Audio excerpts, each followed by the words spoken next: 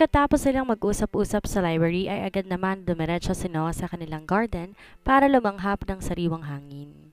Pakiramdam niya kasi parang stress na siya sa mga nangyayari ngayon ng dahil kay Jessie. Naupo na lamang muna siya sa isa sa mga upuan na naroon at naisandal na lamang niya ang likod niya, tsaka niya pinikit ng mariin ang kanyang mga mata. Nakita naman ni Nina na sa garden dumiretso ang kanyang kuya, Noah, kaya naman pinauna muna niya ang kanyang asawa na si Kimboy sa kanilang silid doon sa mansyon. Kamusta ka, kuya? Ba't parang stress na stress ka naman yata ngayon? Natatawa naman na tanong ni Nina sa kanyang kuya Noah nang makalapit siya sa pwesto nito. Napamalagat naman ang mata niya si Noah, saka siya umayos sa pagkakaupo niya at tinarap ang kanyang kakambal. Sinungaling ako kapag sinabi kong ayos lang ako. Dalang totoo, sumasakit na talaga ang ulo ko sa dami ko nang iniisip. Ang dami kong trabaho sa opisina at dumagdag pa yung Jessie na yan. Sagot ni Noah at halata mong inis sa huling sinabi nito. Okay lang yan, kuya. Kayang-kaya mo naman yan. Sagot naman ni Nina. Ano pa nga bang magagawa ko, kundi ang kayanin na lamang lahat ng to? Sagot ni Noah. Niyakap naman ni Nina ang kanyang kakambal, kagaya ng ginagawa niya rito dati. Kuya, maiba ako. Alam mo kasi napapansin ko na talaga ang kakaibang tingin mo kay Shirley eh. Tayo lamang naman dalawa ang narito. Umamin ka nga sa akin, may gusto ka ba kay Shirley? Wala nang paligoy-ligoy pa na tanong ni Nina sa kanyang kakambal. Napatitig naman si Noah sa kanyang kakambal na nanatiling nakayakap sa kanya. Tsaka siya napailing-iling na lamang dahil talaga namang kilalang kilala na siya ng kanyang kakambal. Kuya, umamin ka na kasi. Alam mo kuya, hindi naman ako tututol kung talagang gusto mo nga si Shirley eh. Magiging masaya pa nga ako para sa inyong dalawa eh. Mabait si Shirley at talagang mapagmahal sa kanyang pamilya. Kaya hangad ko talaga sa kanyang mapabuti siya. At kung talagang gusto mo siya kuya, willing naman akong bitawan na siya para sa'yo eh. Sa totoo lang, kaya ko naman talagang alagaan si Kayron, lalo na ngayon na hindi pa naman ako mag-duty sa pagka-doktor ko dahil balak na naming sundan si Kayron. Pero hindi ko kasi mabitaw-bitawan si Shirley dahil baka kung saan pa siya mapunta, lalo na ngayon na alam kong kailangan niya ng trabaho. Mahabang litanya pa ni Nina sa kanyang kakambal. Iba talagang radar mo, napakalakas. Natatawa pang sagot ni Noah kay Nina. Bigla namang kumalas sa pagkakayakap niya si Nina at tinarap si Noah. So tama ako, kuya? Gusto mo nga si Shirley? Ngiti-ngiti pang tanong ni Nina. Dahan-dahan namang tumango si Noah sa kanyang kakambal. Hindi naman maiwasan ni Nina na mapatili ng malakas dahil doon. OMG! Kuya, sabi ko na nga ba eh. Ngiti-ngiti pa na sabi ni Nina. Napakamot naman sa batok niya si Noah kahit hindi yon makate. Huwag ka na lang munang maingay, Nina. Gusto ko kasi munang gumaan ang loob niya sa akin bago ko magtapat sa kanya at manligaw. Sa ngayon kasi alam kong naiilang pa siya sa akin kaya gusto ko munang mapalapit sa kanya. Sagot ni Noah. Matutulungan mo ba ako? Tanong pa nito. Of course, kuya. Ikaw pa ba? Masaya ako para sa iyo at alam ko bagay na bagay kayo ni Shirley. Ngiti-ngiti pa rin na sagot ni Nina dahil masaya siya para sa kuya niya dahil kilala niya ang napupusuan nito at sa tingin niya hindi naman to nagkamali at napupusuan ng babae.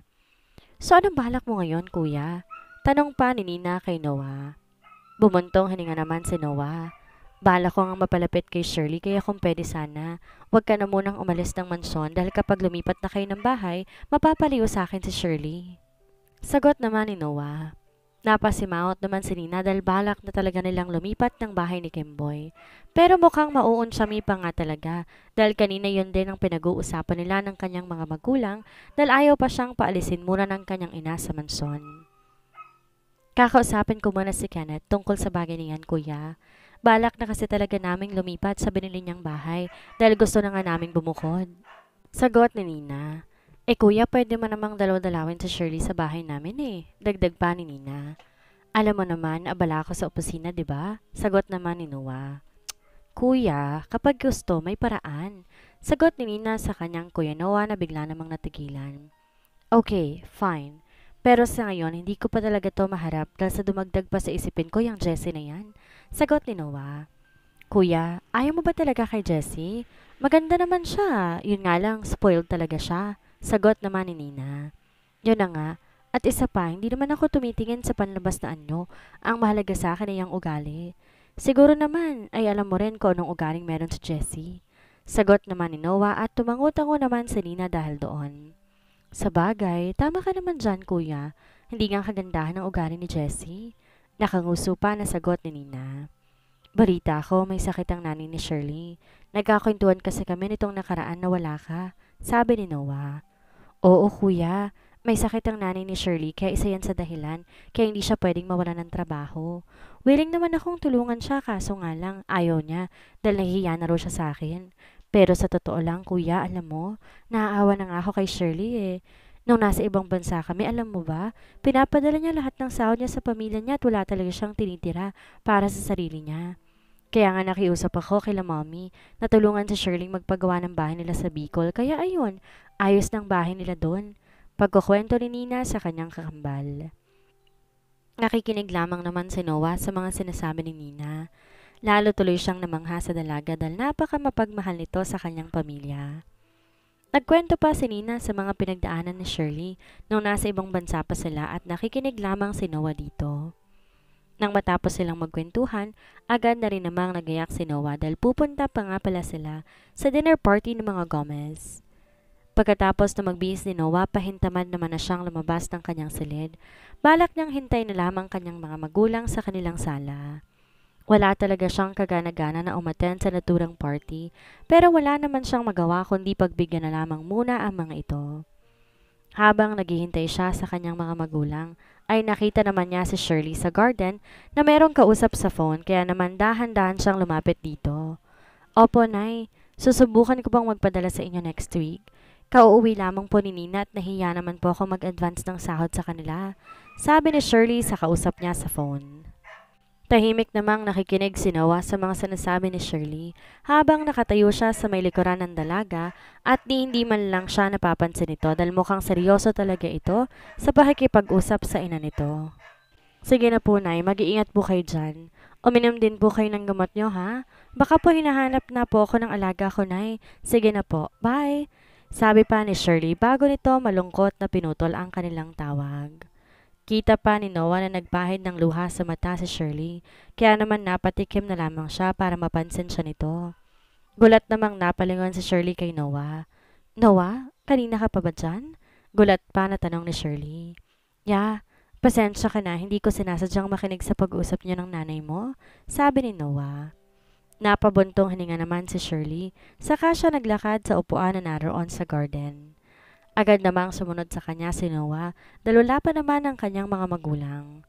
Kamusta ang nanay mo? Okay lang ba siya? Tanong ni Noah, saka siya naupo sa tabi ni Shirley. Ayun, medyo ayos naman si nanay ngayon. May mga gamot pa naman siya. Pilit ang ngiti na sagot ni Shirley. Baka kailangan mo ng tulong, magsabi ka lang sa akin ha. Handa akong tulungan ka. Sabi ni Noah sa dalaga, kaya naman napatingin sa gawin ni Noah si Shirley. Salamat pero malaki na ang naitutulong ng pamilya mo sa amin. Kaya naman ayokong abusuhin yon, sagot ni Shirley. Ano ka ba? Ayos lang yon. Malaki rin naman ang naitulong mo sa kakambal ko noong panahong nag-iisa siya sa ibang bansa. Naikwento kasi sa akin ni Nina na ikaw lang talagang naaasahan niya nung nasa ibang bansa siya. Kaya wag kang mahihiyang magsabi sa amin ha? Sagot naman ni Noah, saka niya hinawakan ng kamay ni Shirley. Pwede kang magsabi sa akin kung may kailangan ka. Handa akong tulungan ka. Dagdag pa ni Noah. Nagulat naman si Shirley sa ginawa ni Noah kaya naman napatitig siya sa kamay nitong nakahawak sa kamay niya. At nang bigla siyang matauhan, bigla niyang binawi ang kamay niya na hawak ng binata, saka siya nag-iwas ang tingin dito. Sige, salamat. Sige ha, dito na ako, baka inaanap na ako ni Kayron. Kanda-otal na sagot ni Shirley at di niya na hinintay pa na magsalita si Noah at talidani na siyang pumasok ng mansyon. Nagulat pa nga siya na makita niya mag-asawang Angeline at Denver na nakatayo sa bukana ng garden kaya binati niya lamang ito at agad na ring pumasok sa loob. Nakita naman ni Noah ang kanyang mga magulang kaya naman agad na rin siyang tumayo at lumapit sa mga ito. Aalis na po ba tayo? Tanong ni Noah sa kanyang mga magulang at tanging pagtango lamang naman naging sagot ng mag-asawa habang may nakakalokong ngiti sa labi ni Angeline habang nakatingin siya kay Noah. Napansin naman ni Noah ang kakaibang ngiti ng kanyang ina pero di na lamang ngayon pinansin pa at agad na rin siyang sumunod sa mga ito papunta sa kanilang sasakyan. Kanina pa kasi nakatayo sina Angeline at Denver doon at nakita nga nila na nag-uusap sina Noah at Shirley at nagulat din sila na makita nilang hinawakan ni Noah ang kamay ng dalaga. Kaya naman nagkatinginan pa silang mag-asawa dahil doon at napakibit balikat na lamang si Denver. Napapansin na rin kasi nila si Noah na panay ang nakaw ng tingin sa dalaga. Wala naman kasing problema yon kila Angeline at Denver kung magustuhan man ni Noah si Shirley dahil mabait naman talaga si Shirley at isa pa, hindi rin naman sila tumitingin sa estado ng buhay ng mapupusuan ng kanilang anak. Basta ang mahalaga, nagmamahalan ng mga ito, approve yon sa kanilang mag-asawa. Pagkapasok naman ni Shirley sa loob ng silid, kung saan sila nagstay ni Kayron ay nakahinga na siya ng maluwag. Ramdam niya kasi ang kanina'y malakas sa pagkabog ng dibdib niya nang hawakan ni Noah ang kamay niya. Hindi niya rin kasi maintindihan ang sarili niya nitong mga nakarang araw. Pakiramdam niya kasi simula na magkausap sila ni Noah noon at magkwento siya rito, parang biglang gumaan ang pakiramdam niya sa binata. Pakiramdam niya parang gusto niya laging nakikita ang gwapong mukha nito. Sa isipin yon na ipiling na lamang ni Shirley ang kanyang ulo. Shirley, mali yan ha. Maling-mali yan. Tandaan mo, amo mo sila at sadyang mababait lamang talaga sila sa'yo. At kung ano man yung nararamdaman mo para kay Noah, mali yan. Hindi yan tama dahil mayaman sila at mahirap ka lamang. Tandaan mo yan. At hindi ka nababagay sa kanila. Kausap pa ni Shirley sa kanyang sarili habang nakarap siya sa salamin ng CR na naroon lang din sa silid nila ni Kayron. Napabuga na lamang siya ng hangin sa bibig dahil sa pinagsasabi niya. Paglabas niya ng CR, nagulat pa siya dahil nakita niya si Nina na nakaupo sa kama habang nakatingin sa anak nitong si Kayron na mahimbing na natutulog.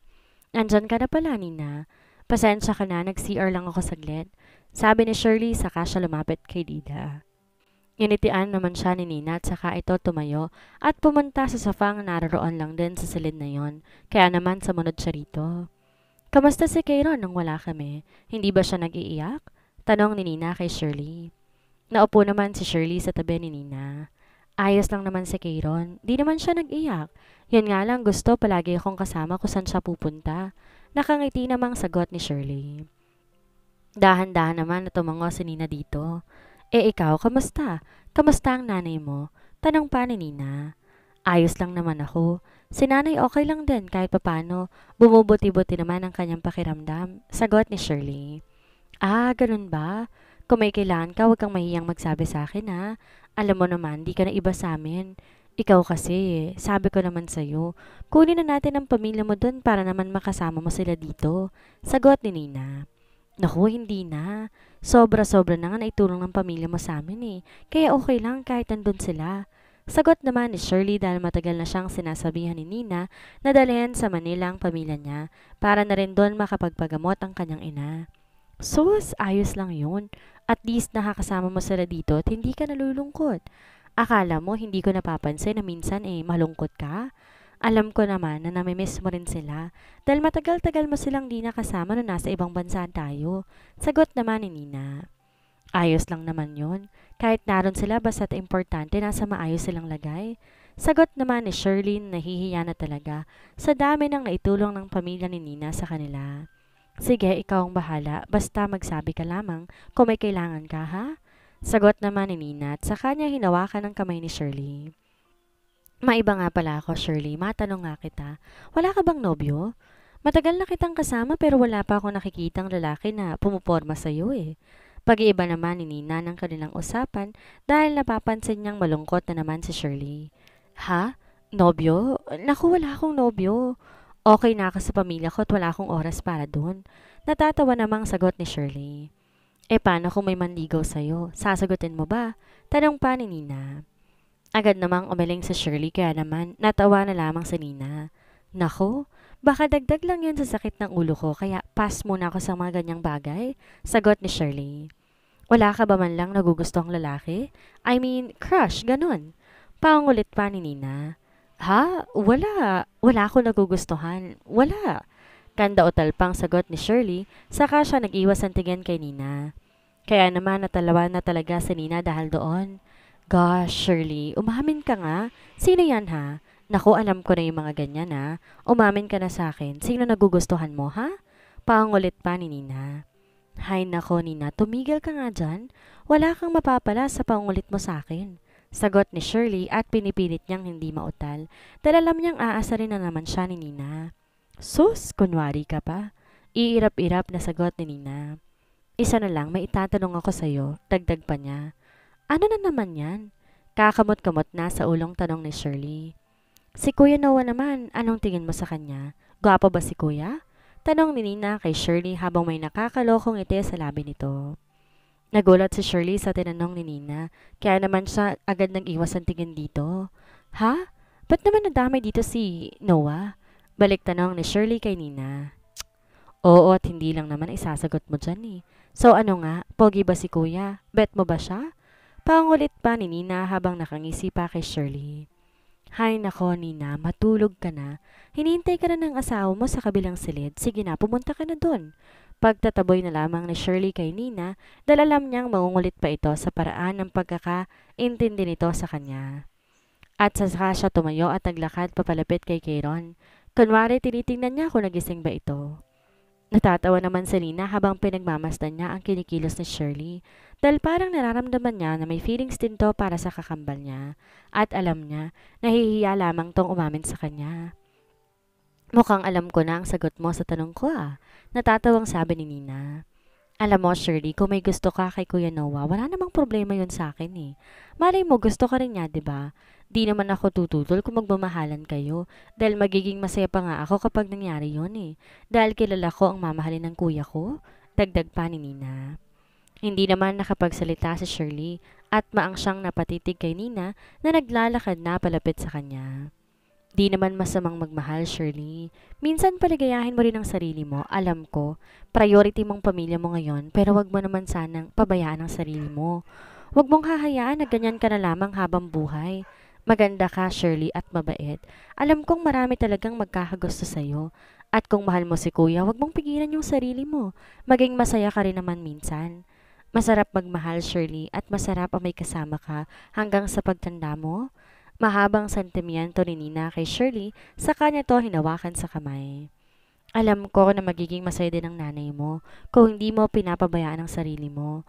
Hindi rin naman kasi pwede na habang buhay ganyan ka na lamang na parang baton hindi marunong magmahal. Huwag mong pigilan yung sarili mo, masarap magmahal Shirley. Nakangiti pang sabi ni Nina, sa kanya pinisel ang kamay ni Shirley, saka siya lumabas na ng silid ng mga ito. Naiwan namang nakatulala na lamang si Shirley at di niya maintindihan kung bakit yon sinasabi sa kanya ni Nina. Napabuntong hininga na lamang siya na mapagtanto niya na tama naman talaga si Nina na dapat maging masaya rin naman siya minsan. Alam niya rin kasi sa sarili niya na napapabayaan niya na ang sarili niya sa kaiisip sa pamilya niya na nasa Bicol. Ni hindi na nga niya naalagaan ang sarili niya dahil ang buong atensyon niya ay ang kumita ng pera para lang makapagpadala siya sa kanyang pamilya na umaasa sa kanya. Samantala naman, tahimik lamang naman si Angeline at Denver at Noah sa kanilang biyahe hanggang makarating sila sa venue kung saan gaganapin ang dinner party na sinasabi ni Mr. Gomez. Pagkababa pa lamang nila sa kanilang sasakyan, agad nang sumalubong sa kanila ang napakaraming tao sa lugar na mga imbitado rin sa dinner party na yon. Agad na rin naman silang nilapitan ng isang staff at giniya sila nito sa kanilang table kung saan sila mauupo at ito'y malapit nga sa stage. Nagtataka man sa setup na naturang party, hinayaan na lamang din nila iyon. Nagtataka pa nga sila dahil halos karamihan ng mga naroon na papatingin sa gawin nila. Hindi rin kasi talaga nila alam kung para saan ba talaga ang dinner party na yon dahil basta na lamang din silang pinadalhan ng imbitasyon liban na lamang kay Noah na si Jessie mismo ang nagdala dito at sinabing dinner date daw nila yon. Anong nangyayari? May problema ba? Bakit tila ata sa atin sila nakatingin? Halos pabulong na tanong ni Angeline kay Denver. Napatingin naman si Denver sa kanilang paligid at nakita nga niyang napapatingin ang mga ilan sa mga naroon sa gawin nila. Nagkibit balikat na lamang si Denver sa kanyang asawa. Pabayaan mo na lamang sila at huwag pansinin. Sagot ni Denver sa kanyang asawa. Noah, huwag kang hihiwalay sa amin ng mommy mo. Baling naman ni Denver sa kanyang anak at tanging pagtango lamang naman ang naging sagot ni Noah sa kanyang ama.